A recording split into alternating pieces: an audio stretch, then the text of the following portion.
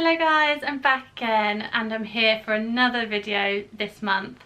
But this video is a little bit different to my usual stuff because I get a lot of questions on Instagram stories when I post about like what I do, my career, if I still work full-time, how I manage my annual leave with working full-time, where I'm off to this year, how the wedding's going, etc. So at the end of November, beginning of December, I asked you guys on Instagram stories what you wanted to know about me, and I just thought I'd do a little bit of a video, like a get to know me video as such, so I can tell you a little bit about me, because I'm not always the most open with kind of who I am, what I do, etc. And obviously, of course, with Instagram and the online world, we're not always totally out there. So this is a little bit of a different video for me. I'm always quite open about my mental health on Instagram because I know how much that helps other people. But when it comes to like personal life and stuff, I never really talk about it. So I just thought I would do a little video and hopefully you guys like it, and hopefully it gives you all a little bit more information about me as well. So yeah, let's get started. So I've got my phone with me because I want to start referring to the questions, but for anybody that doesn't know, my name's Sophie, I'm 27 years old and I live and work in Milton Keynes. I am not originally from Milton Keynes. I was born in Northampton and then I lived just outside Northampton for about 20 years until I went to university in Nottingham. I went to Nottingham Trent University, and then when I left university I moved to Cambridge for work. Then I moved to Milton Keynes and then moved in with my now fiance. So that's me in a brief overview. But yeah, my first question was, what's your job? So my job is quite varied. I like the multi-hyphen definition that Emma Gannon uses to describe her role as well, because it's not as simple as saying like I work full-time and this is what I do. I left university with a degree in international relations and then decided that I didn't want to study anything around foreign policy, but I used that information to kind of go into media and communications, and I got my first job at a PR agency. That was in Cambridge straight after uni. And after leaving Cambridge, working for an agency for a couple of years, I then went over to Milton Keynes and I worked for another PR agency again. I jumped around jobs for quite a few years. I just couldn't find exactly what I was looking for. I also had quite a few bad experiences with a couple of places I worked where my mental health wasn't recognised and I was suffering really badly from panic attacks. So for a long time in the years after university, I didn't really stick with a job for more than kind of 3-6 months.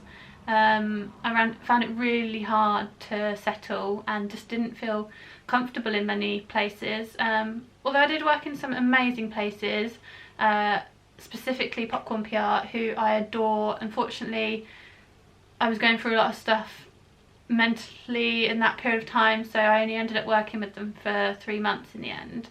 But it was the best decision I made to leave, not because I didn't enjoy it, but because I was not in a good place at that point. So I took a little break after leaving Popcorn PR, and then it was only then when I found a job at the place that I work at now. So I now work at Spinal Injuries Association in Milton Keynes, and it's a charity. We look after and support spinal cord injured people all around the UK, and I just love it. It's such an amazing job. So I work in the communications team, so I work in anything digital as well, and also marketing. So I look after all of our marketing material, our video content and photography, so everything that I already kind of knew as my background, being creative. It's the perfect job for me. So that's what I do right now, and I just love it. So I'll have a look at another question. Another question that came in was, what did I study at university? So this is probably a good point to come in here and kind of explain. So I went to Nottingham Trent University and I was there from 2011 to 2014. Best years of my life, honestly. I, for some reason, always knew I wanted to go to university. So that was my goal through secondary school and sixth form, to get to university. A few things went awry in like sixth form, etc., and I decided to take a gap year, and that meant that I was meant to go to Leeds or Nottingham University, but then because I decided to defer my place and have a gap year and go travelling, I ended up then losing my place at Leeds and Nottingham University and ended up getting my third choice, which was Nottingham Trent. But you know what? Everything always happens for a reason, because I could not have asked for a better university experience. It was the best 3 years of my life. I'll say it again, I'll say it once more. And I just met the most amazing people, friends for life. I studied international relations, as I mentioned in the previous question, and I loved that element of the course. Although I decided towards the end of my degree that it wasn't what I wanted to go into after university. But that was fine, because I knew that I wanted to be more creative and go into things like photography, videography and social media, which I then did. But yeah, the best 3 years of my life, and all those skills that I learned from that course are still transferable, especially with the travel blog, because I obviously learned a lot about conflict and foreign policy of certain countries across the world, and I actually wrote my dissertation on the conflict in the South China Sea between Vietnam, China and Malaysia. So everything that I learned at uni is still transferable in the kind of the life that I lead today. The third question was top tips for managing annual leave, which is my forte. I love talking about this with everybody. I even talk about it with colleagues at work as well. But yeah, top tips for annual leaves. Check out my blog post. I did update it recently, the one that I did a couple of years ago for 2020. So make sure you check that out, because you can see exactly where the dates in 2020 over like bank holidays and weekends, etc., where you can take a minimum set amount of annual leave days but maximize it basically. But yeah, top tips, super quick. Go to the blog post for all the information. Is planning long weekends over a weekend, using bank holiday weekends and maximising them to their full potential, making use of the kind of where two bank holidays fall over the same month, because you can take like 9 days annual leave off for 3 weeks of holiday. I would say plan ahead, prepare, organise. I plan my diary 3 to 6 months in advance, so it doesn't always work for press trips, unfortunately, because then I have to decline a lot because I've already booked in my trips for the year. But yeah, I'm already planning my trips from March to June now, because I'm booked out now till the end of March. I think that's it. But yeah, refer to my blog post, that's the most important thing. Okay, my fourth question from Instagram stories. Are you excited to get married? Now this is a bit off topic obviously, because I write a lot about weight loss, lifestyle, travel, but a new thing for this year, because I got married last year. No, I didn't get married last year. What am I talking about? I got engaged last year. I got engaged at New Year last year, so I've had a year of planning, and then this year, 2020, me and Theo are getting married, and yeah, I mean, who wouldn't be excited? I'm so incredibly excited to get married, and I cannot wait. In fact, me and Theo were saying only yesterday that we kind of wish we'd booked our wedding for the beginning of summer and not the end of summer, because we've now got to wait until September to get married, but we're just so excited to do it. We're getting married in Italy in September, and I just can't wait. It's been such a smooth process. Like, everyone always says to me, are you stressed? Like, is there loads of drama, conflict, blah blah blah? And I'm like, no, it's been pretty easy really. I've not really had to I've had to do stuff, but because we're getting married abroad, and oh my god, I would recommend getting married abroad to anybody. I know it's not this perfect situation for a lot of people, but if you're umming and ahhing about it, 100% do it. Our venue is an all-inclusive venue, so it means that obviously the venue acts as our wedding ceremony. It also acts as the arrival dinner the night before, because obviously it being abroad, people are coming out for a weekend as opposed to just the wedding day. We've also got obviously all of our food on site. It's a family run venue, so they cook all the food for all of the entire wedding on site, provide all the drinks as well. We're also bringing in some of our own alcohol for the rehearsal dinner the night before, and the Sunday where we're going to have a bit of a chilled, relaxed day by the pool. All of the accommodation is on site as well, so none of the guests have got to book accommodation themselves in terms of finding places, which stresses people out. Most of our guests already have their flights booked. We haven't got ours booked yet, but that's because we want to do a little mini moon straight after the wedding and we're not sure where we want to go, so we don't want to book our flights until we know exactly where we're going to fly to from Italy. At the moment, thinking like Greece, Montenegro, somewhere super chilled and relaxed where we can just spend a couple of days post chaos of the wedding. But yeah, in answer to that question, yes. And another question that came in was, where are you going in 2020?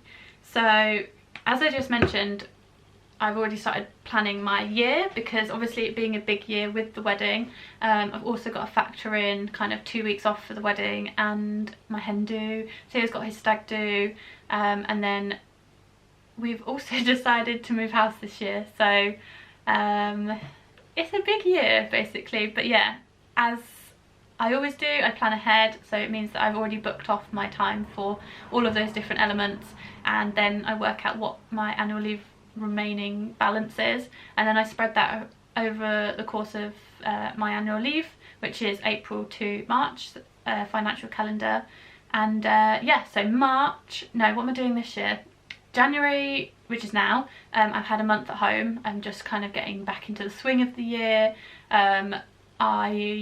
I'm off to Sri Lanka the first week in February, which I'm very excited about, with Sandy. So that'll be my first trip abroad of the year.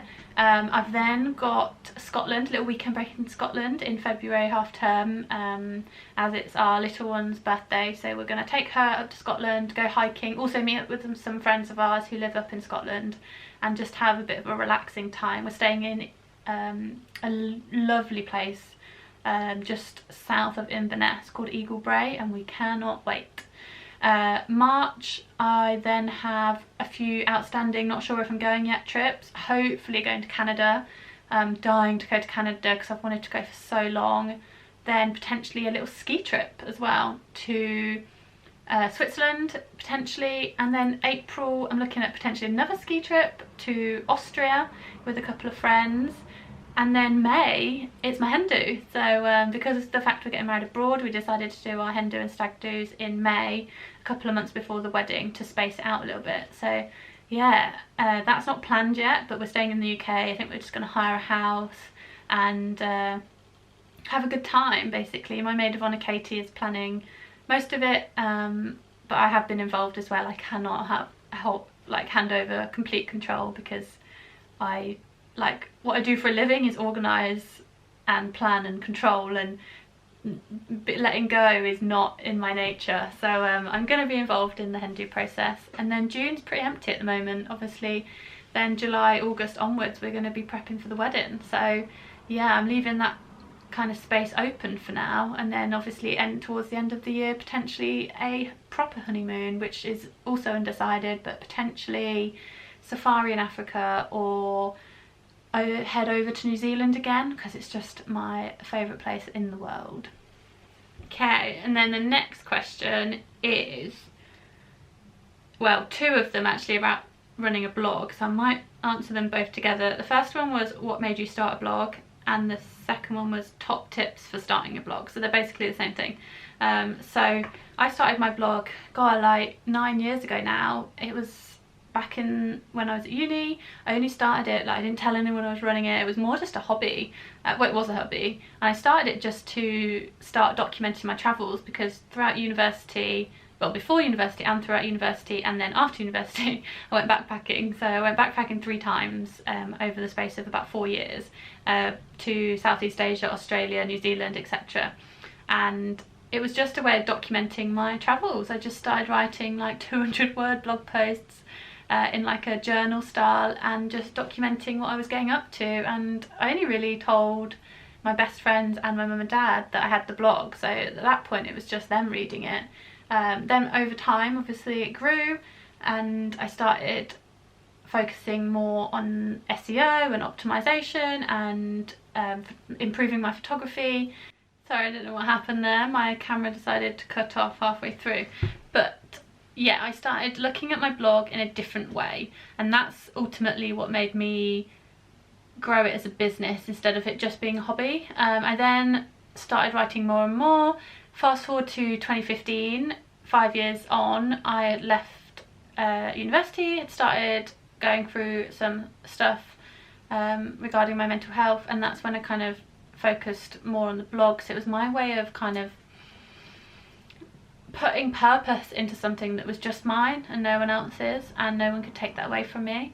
So it was really important to me at that point. And then 2015 came around, and in the November I was shortlisted for the Cosmopolitan Blogger of the Year, Travel Blogger of the Year, and I won. And oh my god, it was the most insane thing. I went to that evening only, like, without sounding ungrateful, only because I just thought, what a fun thing to go to.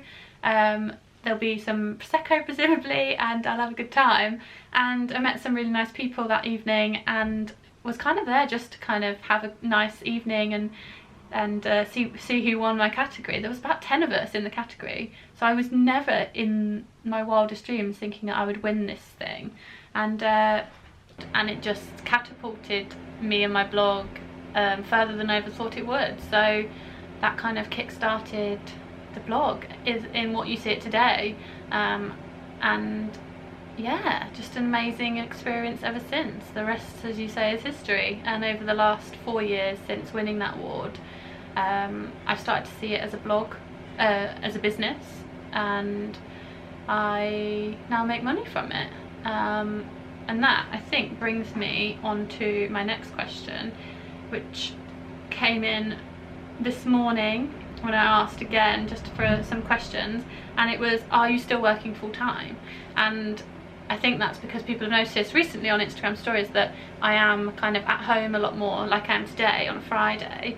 And yeah, so I thought I'd do a little bit of what I'm up to now, and that is that because of the blog over the last couple of years, seeing it as a business, being able to earn income, work on paid campaigns with brands and tourism boards, and make money through affiliate marketing and advertising, it means that I've been able to go down to 3 days a week with charity and focus 2 days a week on my blog, which is just the most amazing thing. I just realised that my heat was on, so sorry if you missed most of that question. But yeah, I now work 3 days a week for charity, and I work 2 days a week for myself, and obviously weekends as well. I work because I go away on trips, etc., and I do spend time in the evenings and weekends, and it just means that I can focus more. I can film videos like this one, which is really important to building my brand even more so. So yeah, I thought that was a really nice question that came in, because obviously people have noticed that I am kind of working for myself a little bit more than I was previously. And then my final question, I think, is super simple. What is your favourite country?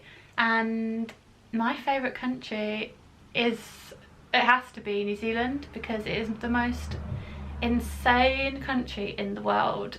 Like, it brings me so much calm when I think about it. And when I visited a couple of years ago with my best friend, it was just the most magical 4 weeks that we had. We used Kiwi Experience, and we did the hop-on hop-off system. We travelled around both the North and the South Islands for 4 weeks before heading off to Australia for a couple of months. And just driving through New Zealand is just like being in a movie set.